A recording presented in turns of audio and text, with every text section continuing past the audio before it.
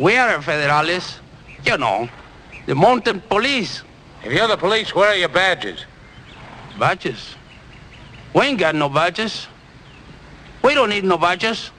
I don't have to show you any stinking badges.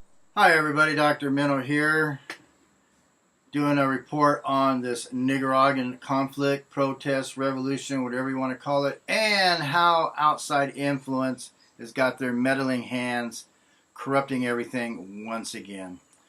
I'll save my commentaries to the end of this video, but first I want to show you some clips. The only real news service that's reporting what is really going on there is RT.com. And they are exposing the millions, almost the hundreds of millions of dollars being dumped into this revolution by United States NGOs.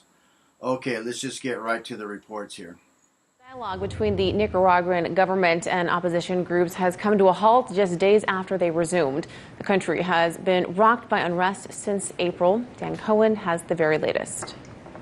Opposition figures in the city of Masaya have announced they no longer recognize the government of Daniel Ortega.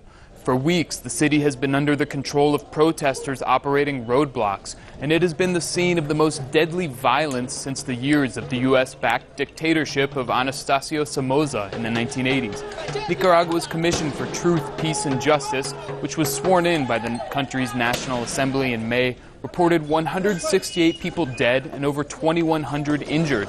Those figures included 8 police killed with over 200 injured. Meanwhile, the U.S. ambassador to the Organization of American States arrived in Managua to meet with President Ortega.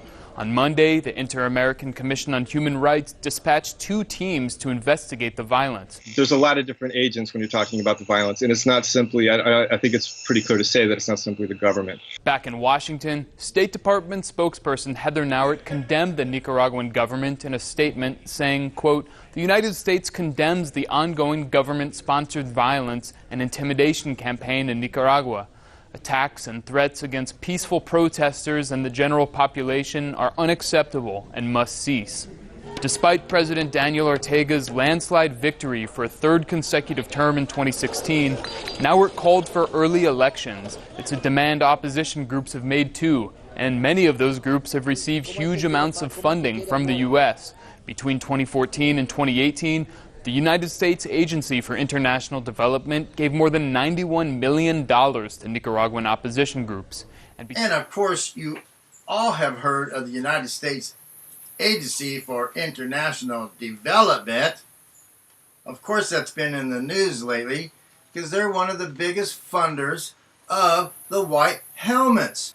President Donald Trump has authorized the U.S. State Department in conjunction with the United States Agency for International Development to release $6.8 million for the vital life-saving operations of the so-called Syrian Civil Defense Group, known also as the White Helmets. You know what a bunch of crooks they are. And this is the same organization that has dumped millions and millions and millions into the Nicaragua revolution. I'm surprised the White Helmets aren't in Nicaragua. Well, because they don't speak Spanish, that's why. If they spoke Spanish, you'd be damn well sure they'll be there. And between 2014 and 2017, the National Endowment for Democracy provided them with $4.2 million. Okay, quick little Google search, National Endowment for Democracy. Forget about what Wikipedia says, because they're a bunch of crap these days. Pretty much censored material gets on there. So let's look at this here. Trojan Horse, National Endowment for Democracy. Check this out real quick here. Trojan Horse, the National Endowment for Democracy. How many Americans could identify the National Endowment for Democracy, an organization which often does exactly the opposite of what its name implies?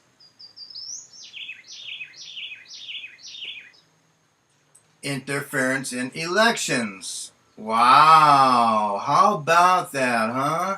Okay, let's move on. We don't have all day on this.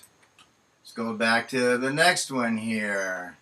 National Endowment for Democracy is first undesirable NGO banned. Remember I just put out a video about Putin, okay? He understands this stuff. He understands this is a BS organization funded by the United States. And he banned this organization out of Russia. Let's go check out one more because we don't have all day on this. National Endowment for Meddling in Democracy. National Endowment for Meddling in Democracy, which is exactly what's going on in Nicaragua, where most of the people, by a landslide, Daniel Ortega won the elections there as president for a third term. The United States hates Daniel Ortega. The central banks hate Daniel Ortega. Central banks hate socialistic governments and societies. They go in there and destroy them. They are meddling in our politics. Meddling in other countries has been a favorite of Washington pastime. That's right. Anyway, the whole point is another BS organization dumping multi-millions of dollars into takeover of government. Here's another little tidbit to take under consideration from Wikipedia, the Zionist bias publication on the internet. Check this out here. As a result of the unrest, the Nicaraguan public and international governments alike have called for the next presidential elections to be moved ahead, with the European Union supporting this move. You know damn well, if the European Union has got their hands in this crap, the United States NGOs is dumping hundreds of millions of dollars into this revolution. You know this poor little country is doomed. It's going to be history. And what's more concerning is this our neighbors here now. So we know the United States has got their corrupt hands in Costa Rica, and now they're trying to overthrow a government, a democratic government, who Ortega won by a landslide. They're trying to destroy it because the European Union is all part of the central bank system, and you know their biggest enemy is socialist government. Now, the United States has been meddling for decades and decades in Central America, probably over 100 years or so. There's a lot of information out there on the internet. The atrocities being performed in Central America, taking over democratic elected governments, financing these protests. Now, I'll give you a little relation with Costa Rica and Nicaragua. Like the Mexicans are in United States of America, the Nicas, that's what we call them down here, what people call them. The Nicas come to Costa Rica for work because they work cheaper. They're the ones who work in the fields picking the fruits. They're the ones who are working constructions, the laborers in restaurants, your house cleaners, just like the Latinos and the Mexicans are in California, Texas, Arizona, and those particular areas. They use them for a workforce because they will work cheaper. They pay them under the table. You don't have to pay workman's comp on these people, and they are more than happy. So this is a relationship between Costa Rica and Nicaragua. Well, here we have another situation like in the 80s with the Ronald Reagan administration. The meddling in Costa Rica and Nicaragua was exposed by me with the Judge Scalia death, how Oscar Arias, who eventually won a Nobel Peace Prize, which is a big joke because look at who's getting them. Obama, another big joke. Now they're talking about Trump, another bigger joke, getting the Nobel Peace Prize, which has no validity whatsoever anymore. And they awarded Oscar Arias this Nobel Peace Prize because he allowed United States to land in northern Costa Rica airstrips, who has happened to have been co-owned by the same guy who owned a Cibolo ranch in Texas where Judge Scalia got killed. So there's a Costa Rican connection even with Judge Scalia's death. How Oscar allowed airplanes to be flown into northern Costa Rica to exchange drugs and arms, to fund and finance and arm the revolution in Nicaragua against Daniel Ortega's administration, who once again was democratically elected. He was democratically elected just a little while ago by a landslide from the people. Now, I was talking to a Nico down here in the Pueblo. I know lots of them. I have worked along with a lot of them. And overall, they are pretty good people. Okay, they're pretty humble. And like the Ticos, they're pretty much a good group of people. Now, I was telling him about my project I was going to do about the funding of the revolution. He goes, yeah, but even the politicians don't want Daniel Ortega. And I said, well, of course, if the United States are paying them $1 million under the table, of course they're going to be against Daniel Ortega. This is how it works. This is how it all works.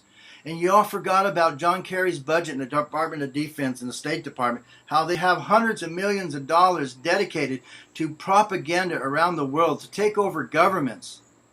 Okay, this is another one of these atrocity, propaganda-laden BS coming from the United States. Even in Costa Rica here, which I need to do the report on, these English-speaking periodicals that address the expatriate community here is all a bunch of BS. It's all USA favorite stuff. And I know damn well this is being funded by the State Department to spread this propaganda and brainwash bullshit in this poor little country. Because I see it all the time. They're really emphasizing gun violence, shootings. I just saw something on the news yesterday about a first use of AK-47. Well, these are the drug people over on the Limon side, the Caribbean side. Yeah, there's a lot of drug trafficking in there. And gee, I wonder who's involved with the drug trafficking through Costa Rica. Duh. Department of Defense, DEA, the biggest drug traffickers in the freaking world. So this is one of the problems here is they're really showing a lot of news about shootings, gun violence, because Costa Rica finally signed the UN Disarmament Act, which made me go out and get my permit to carry a weapon because I need to keep that renewed all the time, just because one day they're going to come in, just like the United States of America, and come take all people's guns away because they do not want the revolution against the central banks. I got a lot of links in the show notes below. One of them is the new Independence Day for Central Americas when they take down the central banks. I'm going to be doing a video on my prescription for taking down the central banks anywhere in the world. There's also videos in there about the atrocities the United States has done around the world, some atrocities in Central America. Video in there. Another great story, should America be sued for their history of world atrocities? This is from Redacted Tonight. Another one of my videos, USA, UN destroys democracy and puts dictators. You know, like I said, USA is next. So check this out. It's all about the fiscal revolution. That's how you take down these people. And I've noticed the slow kill, the soft kill going on in Costa Rica here. Ever since CAFTA came here, they poisoned this poor country with all the poisonous foods. The pharmaceutical companies are down here trying to get everybody addicted on their products.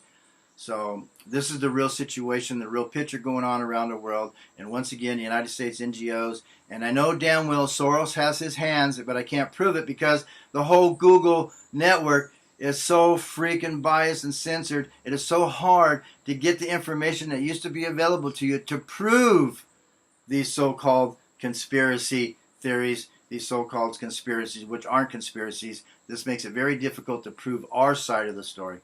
Let us not forget the big player in all of this revolution kind of talk is the military-industrial complex. This is the big reason the United States wants to get rid of Ortega.